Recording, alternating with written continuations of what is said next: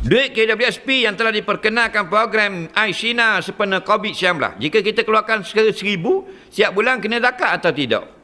Duit dalam akaun memang cukup nisab. Kalau dalam akaun, dalam simpanan sudah cukup nisab, iaitu dengan kiraan 85 gram emas atau lebih, maka setiap sen yang kamu keluar, setiap kali itulah kena zakat. Banyak ada zakat 1/40, 2.5%.